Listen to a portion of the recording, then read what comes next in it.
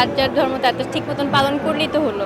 হিন্দুদের জায়গায় পূজা করবে, তাদের ধর্ম উৎসব করবে। আমরা মুসলিম, আমরা নামাজ পড়বো আমাদের জায়গায়, আমরা ঈদ পালন করবো, আমাদের দুইটাই ঈদ। তাদের হলো কি যে বলা হয় 12 মাসে 13 পূজা, যা হলো কি ওদেরটা ওদের মধ্যে সেলিব্রেট করবে, আমরা আমাদের মধ্যে সেলিব্রেট করবো। হাইলাইটটাও হয় যে মুসলিম হিন্দু পূজার মধ্যে আসছে, ওরকম কিছু না। আমরা ঘুরতেছি, এনজয় করতেছি ফ্রেন্ডসদের মধ্যে, ওটাই। আরও ঝগড়া সৃষ্টি করে এটা করা উচিত না, বিকজ আমরা বাংলাদেশে এখন, আমরা একটা স্বাধীন বাংলাদেশ। এখন আমাদের উচিত সবাইকে একলোকে থাকা, মিলেমিশে থাকা।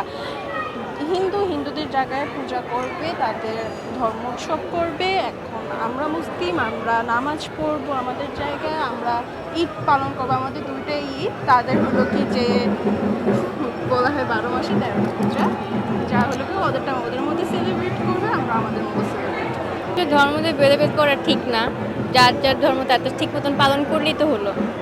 আর মানে এখানে তো উৎসব তো সবার জন্যই, আমরা এনজয় করি, ঘোরাঘুরি করি, ছবি টবি তুলি, এগুলোই তো।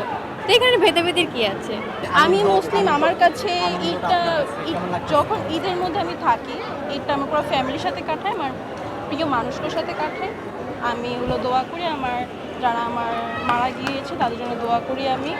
তারপর হলো কি যে ঈদটা আমার কাছে খুবই, বিকজ আমি মুসলিম, আমি ফিল করতে পারি যে ঈদটা আমার কাছে খুবই স্পেশাল। আমি আলাদাভাবে উদযাপন করি এটা জিনিসটা।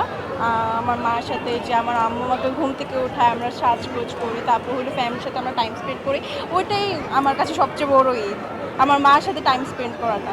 তারপর হলো কি পূজার মধ্যে যে ওর সাথে টাইম, ফ্রেন্ডসগুলোর সাথে আমিও পালন করতেছিলাম, সাপোর্ট করতেছি, বাট আমি ওর সাথে টাইম স্পেন্ড করতেছি, এটাই আমার কাছে অনেক বড় পাওয়া। অষ্টমী সকালে ঘুম থেকে উঠে অঞ্জলি দিব, দেন সবাই তো শাড়ি ছেলেরা পাঞ্জাবি টাঞ্জাবি পরেই তো বের হবে, ঘুরতে যাবে, ঠাকুর দেখতে যাবে।